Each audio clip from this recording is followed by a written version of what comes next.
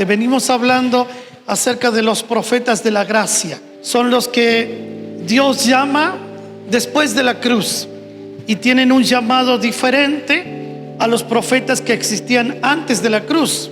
Cambió la tarea que tienen los profetas. Hoy por hoy los profetas no pueden ser conforme a la ley porque estamos en el tiempo de la gracia. Cuando Jesús vino a la cruz, Él canceló la maldición de la ley sobre las personas. Entonces ya no puede haber un profeta que traiga la maldición de la ley sobre la gente. O sea que el Señor resolvió un asunto en los cuales los profetas en este tiempo no podemos intervenir. Hay cosas que nosotros no podemos arreglar porque ya las arregló el Señor. Entonces, antes de la cruz un profeta venía y emitía un juicio sobre una ciudad. Después de la cruz eso ya no puede ser posible. ¿Por qué? Porque no se le ha dado a los profetas el juicio, sino a Cristo. Cristo es el que ha tomado el juicio y Él ha justificado a toda la humanidad y puntualmente a los que creen en Él. Como es mucho para desarrollar, nosotros desarrollamos una primera parte que fue los profetas y el cuerpo, la relación de los profetas con la iglesia y la función de los profetas en referencia al cuerpo y en referencia a los gobiernos, a la edificación de una persona en su identidad. O sea que Dios edifica tu vida y tu identidad. Los profetas están involucrados en la edificación de la identidad de una persona. ¿Cuál es la identidad? La eterna, la que traen desde antes de nacer. La Biblia dice que ustedes y yo fuimos creados en Cristo Jesús para las buenas obras que Él preparó de antemano para que anduviésemos en ellas. O sea que el profeta de la gracia puede ver la identidad eterna que usted tiene antes de nacer y va a hablar sobre eso, va a edificar eso y va a ayudarte en tu identidad a que recibas lo que Dios estableció sobre tu vida. La otra función era la edificación de la familia. La Biblia dice: si Jehová no edifica la casa, en vano trabajan los edificadores. Eso significa que Dios tiene un propósito para cada familia. Él tiene un propósito para cada matrimonio. Entonces, en la familia, en el matrimonio, en la relación de los padres con los hijos y de los hijos con los padres, está lo profético, está el espíritu de la profecía. La Biblia dice que antes de que Jesús viniera a la tierra, Dios envió el espíritu del profeta Elías. Él haría volver el corazón de los padres hacia los hijos y de los hijos hacia los padres. El espíritu de Elías es la representación del espíritu del profeta, pero no de Elías como un hombre o un ser humano, sino el espíritu de Elías como el espíritu de la profecía. La Biblia dice de Jesús que Él es el Elías que había de venir. Jesús dijo de Juan el Bautista: ese es el Elías que había de venir. Miren cuántos Elías ya hay: 3. En Apocalipsis aparece otro Elías, son 4. Entonces en la Biblia está lleno de Elías. El espíritu de Elías es el espíritu del Padre, el espíritu que la Biblia llama en Apocalipsis el espíritu de la profecía, el testimonio de Jesús. Amén. Cuando se nos habla del espíritu de Elías, no es el Elías que comía pan y carne que le traían los cuervos. No, el espíritu de Elías es Dios mismo, el espíritu de la profecía. Recuerde usted esto: Dios no es un profeta, Dios es la profecía, la esencia del espíritu de la profecía. Entonces, esa esencia de Dios está en usted, en ese Cristo que te habita, ese Jesús que habita en tu corazón. Es el testimonio y el espíritu de la profecía. Usted está profetizando. Entonces es muy importante entender que nosotros, todo lo que decimos no son palabras inocentes, sino que las palabras tienen un causante y una intención. Yo puedo decirle algo a usted y después decir: uy, se me escapó. Pero Dios lo que va a mirar es la intención del corazón. Pero no existen palabras inocentes. Lo que existen son causantes. Lo que usted tiene que pensar es esto: no se me escapó, sino que lo que usted tiene que pensar es: ¿por qué lo dije? ¿Qué hizo adentro mío que yo dijera tal cosa?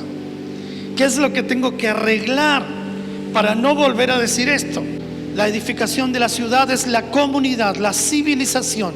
La iglesia, usted es un edificador de la sociedad. La sociedad necesita la gracia de Dios que está en usted. Hay una edificación que es la ciudad. Cuando usted lo ve al intendente de Cenillosa, dígale: vos y yo estamos edificando esta ciudad. Aunque vos tenés la autoridad para tomar decisiones, Dios me ha dado la autoridad para edificar esta ciudad. Amén. Ahora, cuarta cosa de edificación era la iglesia como cuerpo glorioso. La iglesia gloriosa está siendo edificada por Dios. Jesús dijo: sobre esta piedra edificaré mi iglesia y las puertas del Hades no prevalecerán contra ella. ¿Por qué Jesús dijo eso? Porque Él asume el rol de edificador. Él es el que dice: yo edificaré mi iglesia. O sea que a vos y a mí Él nos edifica, Cristo nos edifica, y las puertas del Hades no prevalecen. O sea que el infierno, la muerte, el pecado, Satanás, la oscuridad no pueden prevalecer en contra de tu vida. Pero Efesios 4, 11 y 12 dice que Cristo mismo constituyó a unos apóstoles, a otros profetas, a otros evangelistas, a otros pastores y maestros, para edificar a los santos, para la obra del ministerio. ¿Eso qué significa? Que aquel que dijo: yo edificaré mi iglesia, es el que ahora te está llamando en alguna de estas funciones o de estos dones y te dice: quiero que seas un edificador de la iglesia. O sea que Él nos permite ser colaboradores de la edificación. Vos y yo somos un colaborador de la edificación de la iglesia. Aunque la iglesia la edifica Él, Él nos permite a nosotros trabajar juntos y ser edificados mutuamente. ¿Estamos bien? Ahora, un rol importantísimo para el 2024 tienen los profetas. ¿Por qué? Porque se tiene que revelar el cuerpo, se tiene que revelar el diseño del cuerpo y los diseños de edificación. Todo este año va a ser un año de edificación. De hecho, de aquí para 10 años es la profecía. El Señor dijo: se desata una década de edificación. Se va a estar edificando sobre vidas personales, sobre los matrimonios y familias, sobre las ciudades y sobre la iglesia. Es un diseño de edificación que el Señor está estableciendo. Los profetas de la gracia son edificadores en este diseño que es de Dios, y los profetas edifican ese diseño eterno y tienen que tener en claro algunas cosas como lo territorial. El primer pasaje es Lucas 9:52. Voy a ir rápido, usted trate de seguirme, y si no, tome notas ahí y después el Señor le va a dar más entendimiento. Dice Lucas 9:52: envió mensajeros delante de él, los cuales fueron y entraron en una aldea de los samaritanos para hacerle preparativos. El Señor dice: prepárenme el lugar ahí, porque voy a ir. Quiero que ustedes vayan delante mío y preparen el lugar. Van sus discípulos, están los samaritanos, y le dicen: no, nosotros no los vamos a recibir, no le vamos a dar lugar. Cuando se enteraron los que estaban con Jesús, Jacobo y Juan, le dicen a Jesús: ¿querés que hagamos una oración y que venga fuego del cielo y los consuma y los mate a todo esto que no quisieron recibirnos? Y Jesús le dice: ustedes no tienen ni idea de qué espíritus son, por eso ustedes creen que mediante profecía ustedes pueden castigar gente.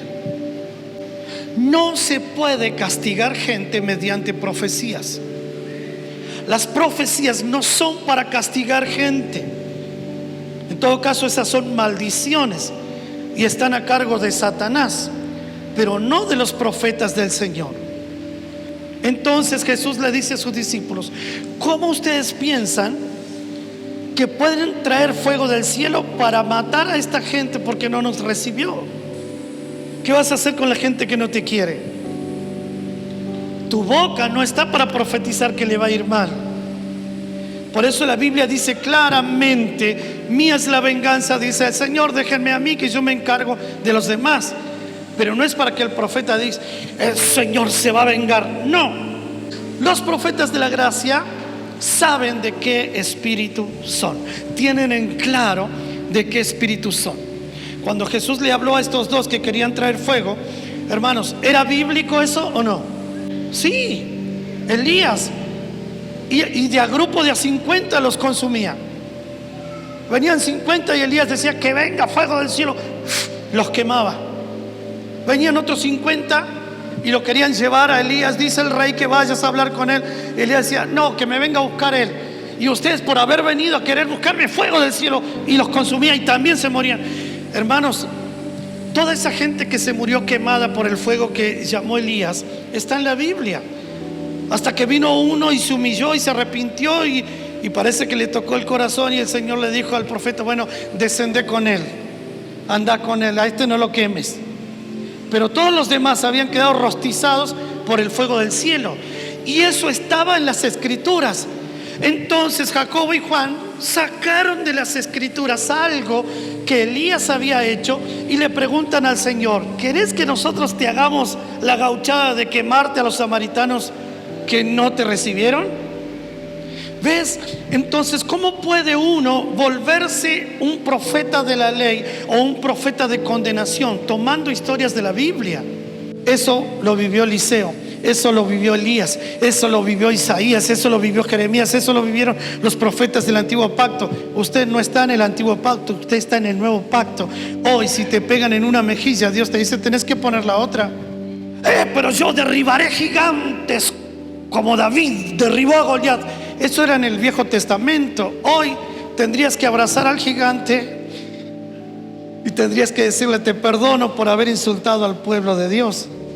¡Auch! Eso no nos gusta, ¿no? Nos gusta más matar gigante. Si David y Goliat vivieran después de la cruz, Dios no le permitiría a David matar a Goliat. ¿Por qué? Porque el mismo Jesús nos enseñó a orar, perdona nuestras ofensas como nosotros perdonamos a los que nos ofenden.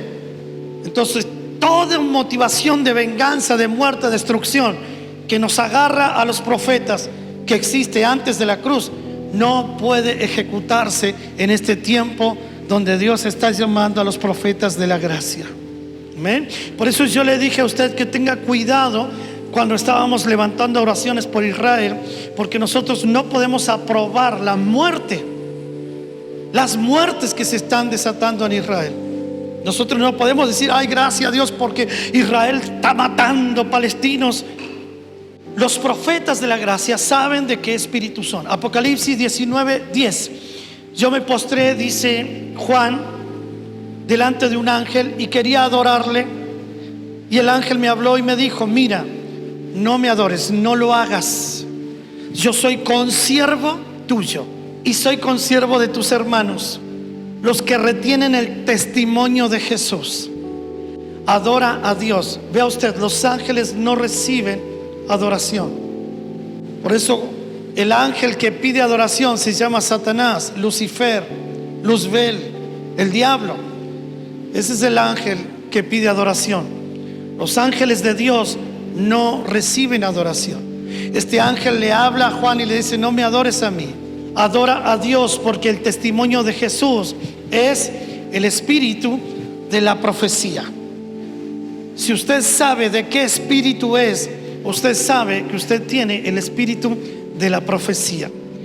Y en el espíritu de la profecía usted está para edificar el cuerpo de Cristo en este tiempo.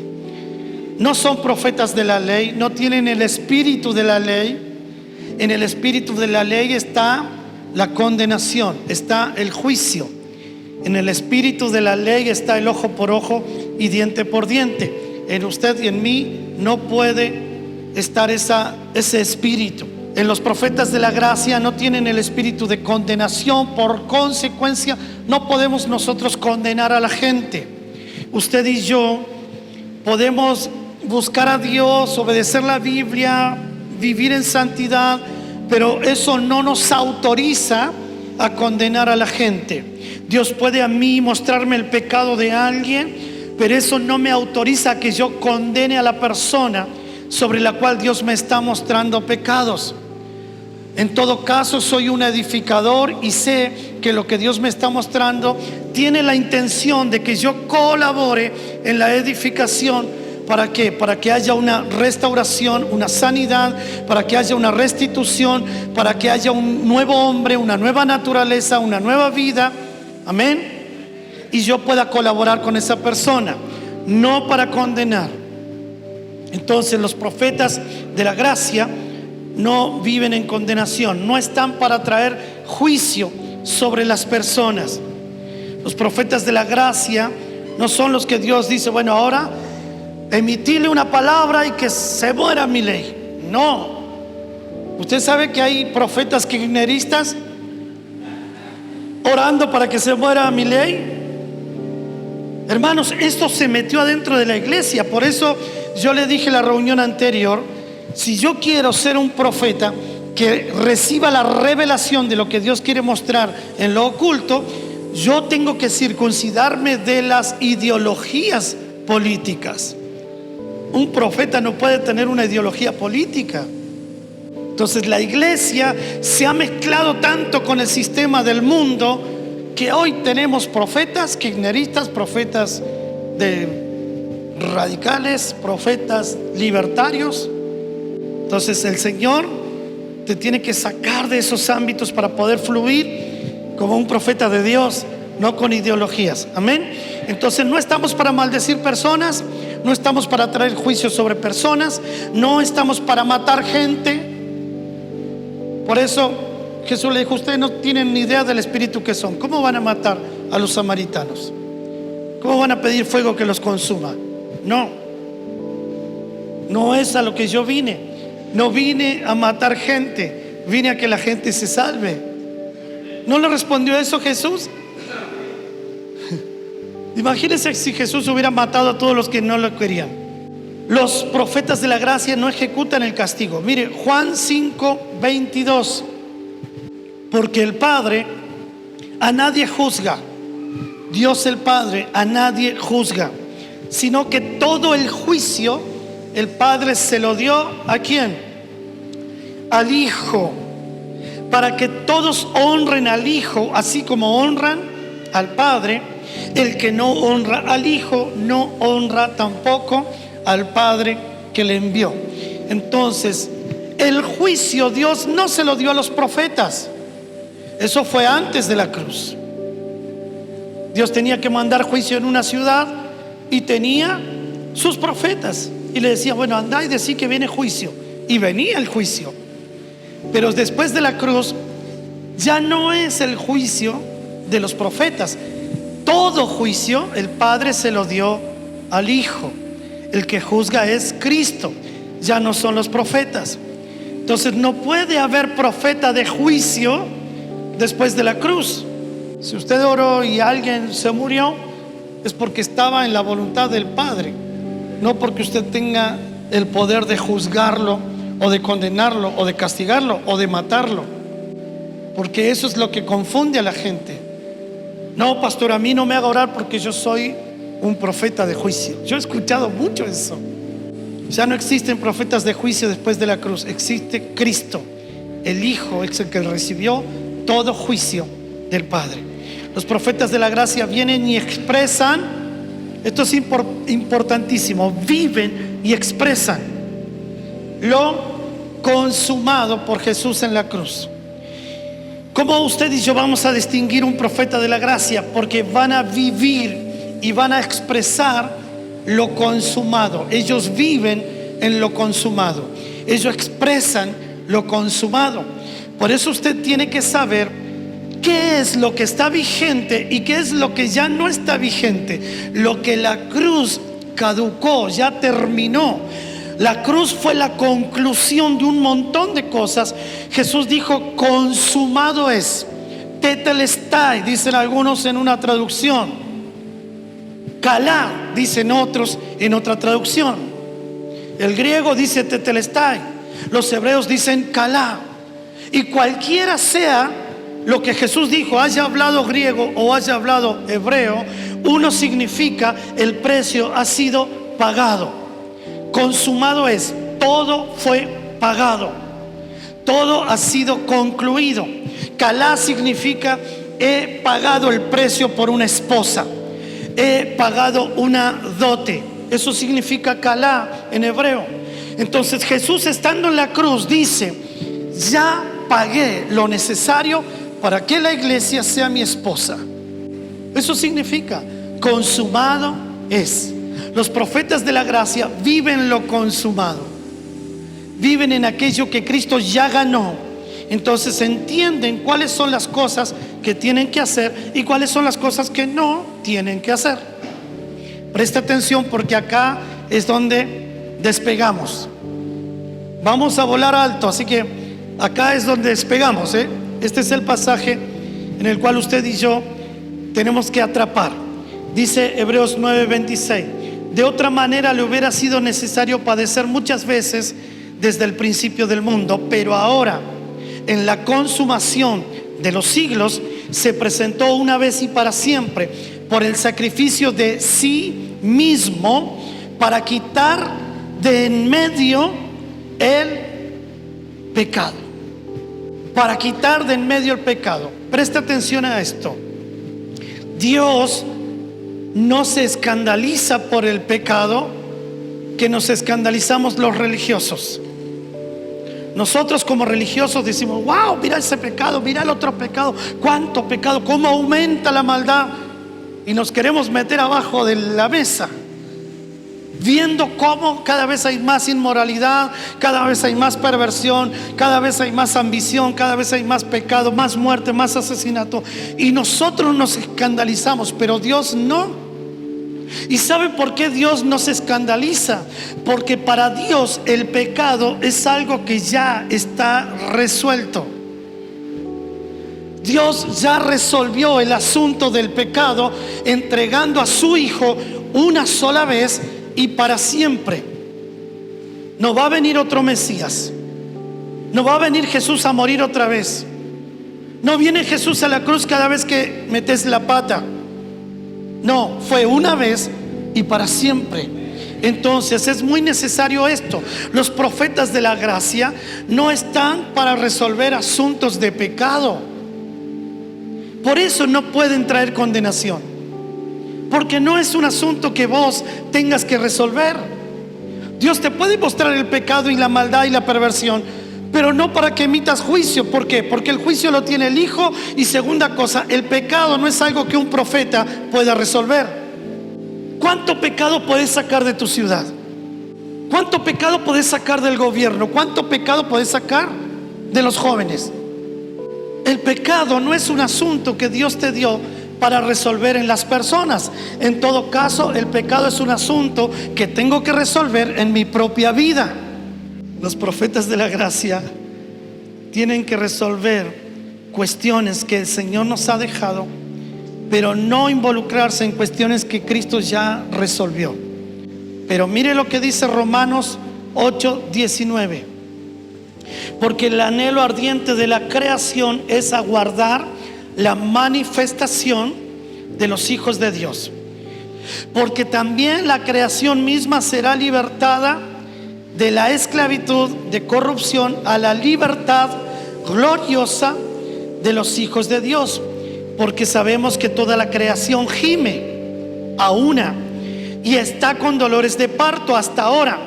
Y no solo ella, sino también nosotros mismos, que tenemos las primicias del Espíritu, nosotros también gemimos dentro de nosotros mismos, esperando la adopción, la redención de nuestro cuerpo. Usted no puede resolver asuntos de pecado que ya resolvió la cruz de Cristo, pero si Dios te involucra en algo que la Biblia llama la manifestación de los hijos de Dios para la libertad de la creación. ¿Y por qué acá se nos puede hacer un nudo si no hay sabiduría? ¿Por qué? Porque el pecado no es un asunto que yo tenga que resolver, pero la esclavitud que padece la gente sí es un asunto que yo puedo resolver. La cruz de Cristo ya resolvió los asuntos de pecado, así que yo no puedo condenar a nadie. Soy un profeta, Dios me muestra maldad, pecado, inmoralidad, pero no estoy para condenarlo, ¿sí?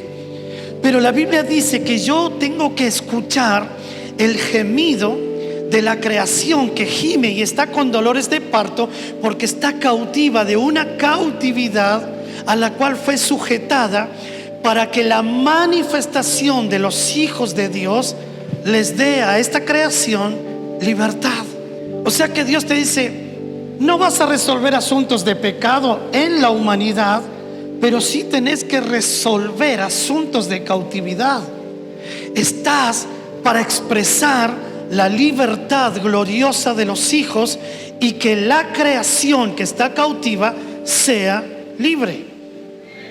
Los profetas de la gracia tienen el oído afinado para escuchar el gemido de una creación que está cautiva. Esa creación que está cautiva no es porque Cristo no la haya liberado, porque la Biblia dice que Él cautivó la cautividad, ¿verdad? Y dice: dio dones sobre los hombres. Cautivó la cautividad, llevó cautiva la cautividad. El asunto del pecado ya fue resuelto, el asunto de la cautividad ya fue resuelto, pero sigue habiendo gente cautiva. Y esa gente, ¿cómo va a ser liberada? Cuando usted expresa, ¿sí?, la vida de los hijos de Dios. Ahora, ¿cuál es la diferencia entre una creación cautiva y una creación que es la libertadora? El que está cautivo es el que vive en la naturaleza del viejo hombre, y el que tiene la libertad es el que vive en la naturaleza del nuevo hombre, que es Cristo. Entonces, el que vive en Cristo, el que habita en Cristo y tiene la naturaleza del nuevo hombre, es el que tiene que expresar, el que tiene que manifestar, el que tiene la libertad de aquellos que viven en la naturaleza del viejo hombre y que están cautivos, gimiendo para ser libres. Todas las maldiciones de la tierra fueron limpiadas por la sangre del Cordero. ¿Cuántos creen eso? ¿Cuántos creen eso? Amén. Ahora, la pregunta es esta: si todas las maldiciones de la tierra ya fueron limpiadas, ¿por qué tenemos ríos contaminados? Porque la manifestación gloriosa de los hijos de Dios es la que va a libertar a la creación de la esclavitud a la cual fue sujetada. Eso tiene que aumentar tu fe. Usted tendría que decirle a la gente: no se preocupen por la contaminación del Limay, porque yo tengo la naturaleza del Hijo y puedo orar para que eso reciba la redención de la sangre del Cordero y para que se elimine todo lo que está maldiciendo esas aguas. Y no es porque Cristo no haya sido suficiente, sino es porque Cristo tiene en este tiempo sus hijos para expresar su naturaleza y su libertad y el poder de su sangre. Porque la sangre que Jesús vertió en la cruz limpió toda la tierra. Y usted es la sangre que habla mejor que la de Abel.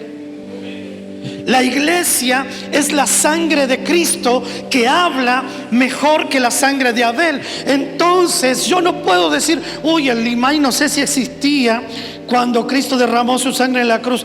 ¿Para qué? Si yo soy la sangre de Cristo acá en el Limay. Hermanos, la sangre de Abel pide justicia. La sangre de Cristo justifica.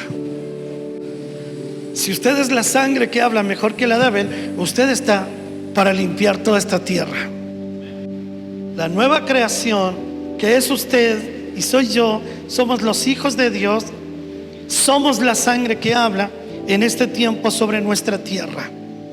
Así que en este tiempo no vamos a matar un cordero para que esa sangre redima la tierra.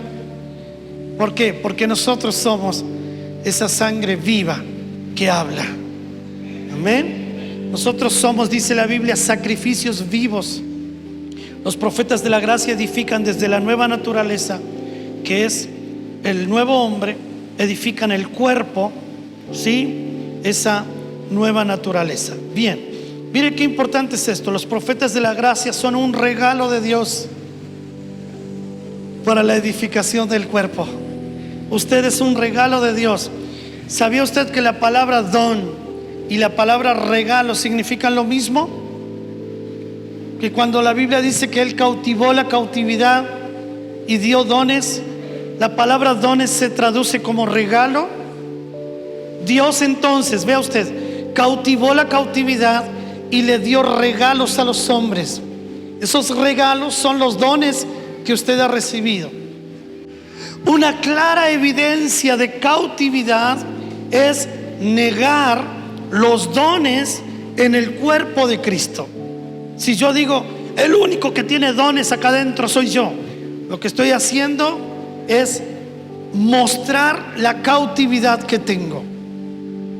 Cuando alguien dice, yo no creo en apóstoles, lo único que está haciendo es mostrar la cautividad que tiene. Cuando alguien dice, yo no creo en profetas, lo único que hace es mostrar la cautividad que tiene. Eso no afecta a Dios. Eso no afecta a los profetas ni a los apóstoles. Eso no afecta a nadie. Lo único que hace es mostrar cautividad. ¿Por qué? Porque alguien que niega los dones es alguien que está cautivo. Porque la Biblia dice que cautivó la cautividad y le dio dones a los hombres. Si yo niego los dones, entonces estoy cautivo. Efesios 4:7 dice esto: pero a cada uno de nosotros, ¿puede tocarle el hombro a su hermano que está a su lado? Dígale, a nosotros. Vamos, dígale, a nosotros. Pero a cada uno de nosotros nos fue dada, ¿qué cosa? La gracia, conforme a la medida del don de Cristo. A usted y a mí nos fue dada la gracia conforme a la medida del don de Cristo. Versículo 8, por lo cual dice, en el Salmo está escrito esto, y Pablo lo repite aquí a los de Éfeso: subiendo a lo alto, llevó cautiva, ¿qué cosa? La cautividad. Y una vez que cautivó la cautividad, ¿qué hizo? Dio dones a los hombres. ¿Sabe cómo dice una versión en portugués que a mí me enamoró? Dice, dio hombres como regalos, dio hombres dones. La versión original que tradujo Reina y Valera, que dice dio dones a los hombres, la versión original dice dio hombres dones. Y eso de que subió, ¿qué es sino que también había descendido primero a las partes más bajas de la tierra? Y el que descendió a lo más bajo de la tierra es el mismo que también subió por encima de todos los cielos. ¿Para qué? Para llenarlo todo. Y ese mismo constituyó, acá están los dones, acá están los regalos, constituyó a unos apóstoles, a otros profetas, a otros evangelistas, a otros pastores, a otros maestros. Estos son los dones que el Señor desató en el nuevo hombre para expresar libertad en el cuerpo, a fin de perfeccionar ¿a quién? A los santos. ¿Para qué? Para la obra de quién? Del ministerio, para la edificación del cuerpo de Cristo. Hermanos, usted es un regalo de Dios para la edificación. Pero es necesario esto. Él ya cautivó la cautividad, pero los dones son para que usted exprese la libertad gloriosa de los hijos de Dios en toda vieja creación que está cautiva. ¿Por qué? Porque ahí nuestra función es ir y libertarla de esa prisión. Tu tarea, mi tarea es ir y desatar libertad sobre esa creación que está gimiendo. Entonces los profetas de la gracia tienen el oído afinado para escuchar el gemido de la creación.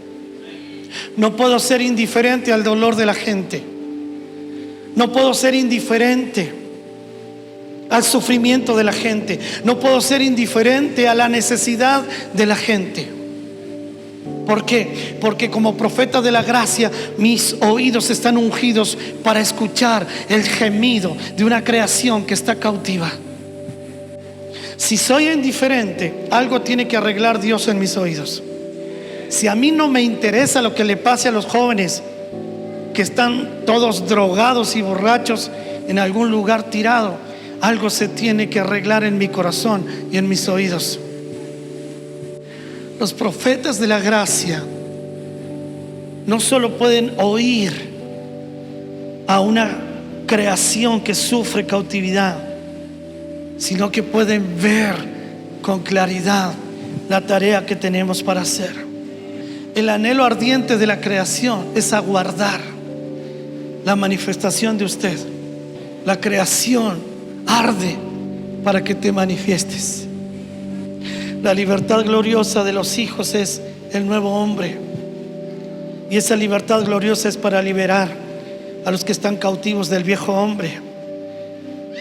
Recibimos la vida de Cristo para dar la vida de Cristo.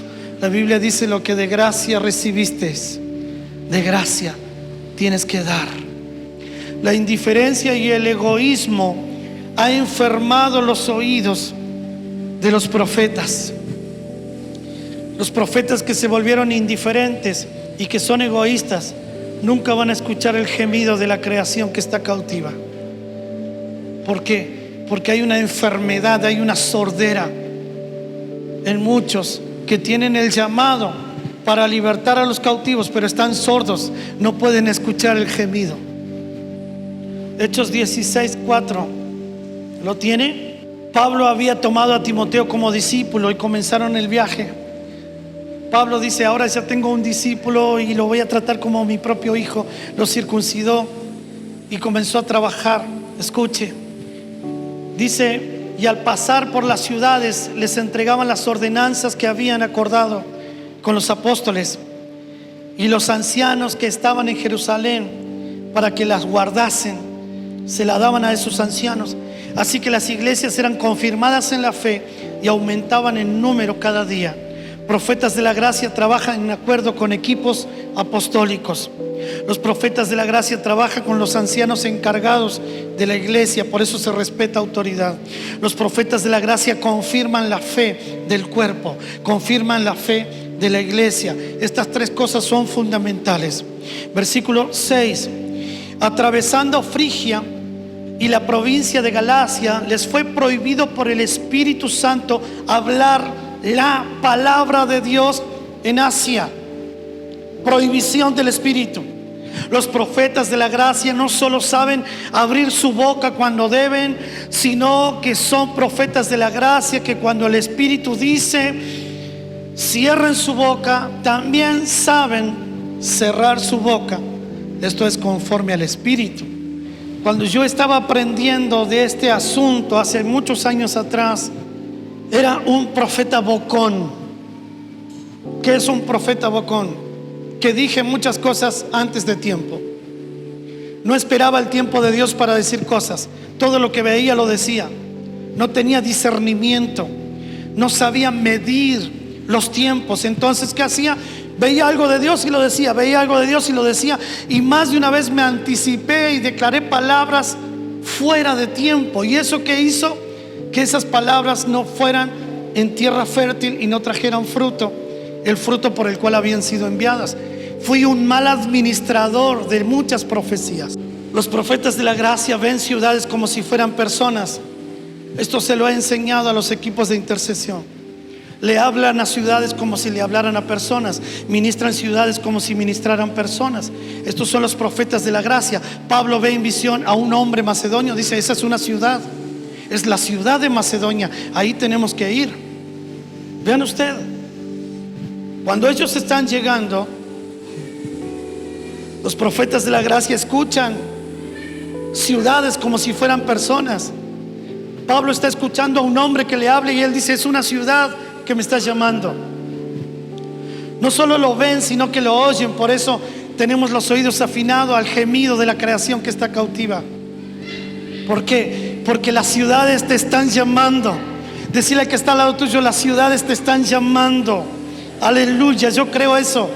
Hermanos, miren, estoy cerrando este mensaje. Preste atención. Versículo 11: zarpando pues a Troas, vinimos rumbo directo a Samotracia. Y el día siguiente a Neápolis y de allí a Filipos. Mire qué semejante viaje, que es la primera ciudad de la provincia de Macedonia. Llegamos por fin a Macedonia. ¿Se acuerdan que él vio la visión? Y dijo, vamos para Macedonia. Vi un hombre vestido que decía, rogaba, ven a verme. Y entendimos que es la visión. Hicimos todas estas ciudades. Llegamos a Macedonia y una colonia, y estuvimos en aquella ciudad algunos días. Versículo 13. Y un día de reposo salimos fuera de la puerta junto al río donde solía hacerse la oración, y sentándonos, ¿qué pasó? Hablamos. ¿A quién hablaron? Pregunta, ¿no los había llamado un hombre? Lo que había visto, ¿no era un varón macedonio?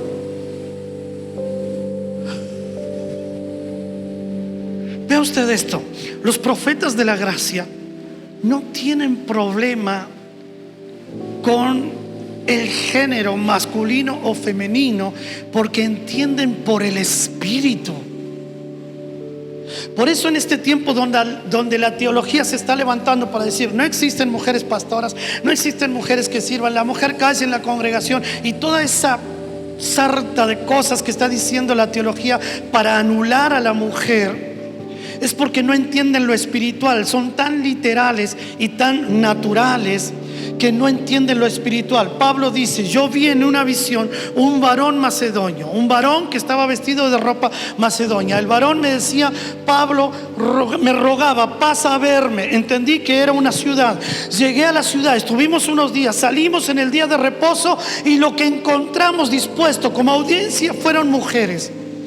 Si Pablo hubiera sido argentino, hubiera dicho, no, querido, no es para mujeres, esto es para machos.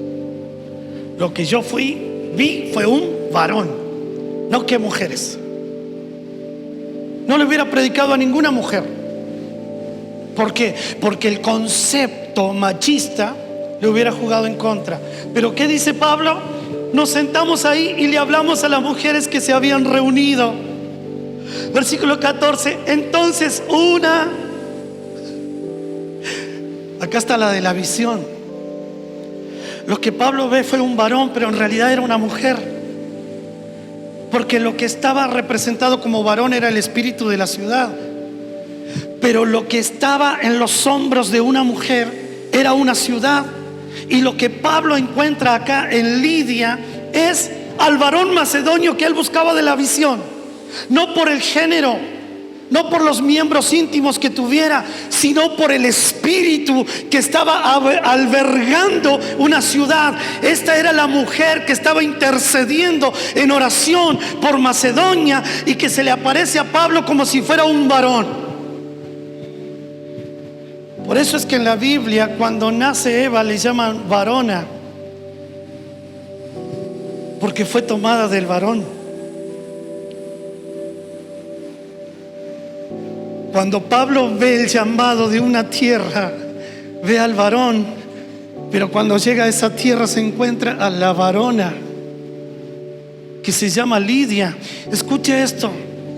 Esa mujer llamada Lidia, vendedora de púrpura de la ciudad de Tiatira, que adoraba a Dios, estaba oyendo, y el Señor abrió el corazón de ella para que recibiese atenta todo lo que Pablo decía. Y cuando fue bautizada, ella y su familia, nos rogó diciendo, si habéis juzgado que yo sea fiel al Señor, entrad en mi casa y posad en ella. Y nos obligó a quedarnos. La tierra que te llamaba, Pablo, era la mujer que oraba y que adoraba a Dios, y que se llamaba Lidia. Y en este proceso Dios tuvo que romper algo en la mente del varón, porque le vuelvo a repetir, si hubiera sido yo, le hubiera predicado al marido de Lidia y no a Lidia. Y no, porque lo que yo vi en el espíritu es un varón. Este 2024 hay algo especial de Dios para las mujeres, no solo para los hombres que oran, interceden y aman su ciudad y su tierra, sino que Dios va y quiero que usted me escuche con atención, aunque suene a herejía. Dios va a depositar ciudades en las espaldas y en las oraciones de mujeres. De la misma manera que lo hizo con Lidia. Y Dios va a afilar los oídos de los profetas para escuchar el llamado de esas tierras, de esas ciudades por las cuales esas mujeres están intercediendo, están orando y están adorando a Dios. Quiero que se ponga en pie. Mire, yo sé que para muchos no es tan importante un mensaje como este, pero para otros este es el mensaje que los está encendiendo en su interior por la tarea que tenemos por delante. Porque este 2024 es un año que Dios ha decidido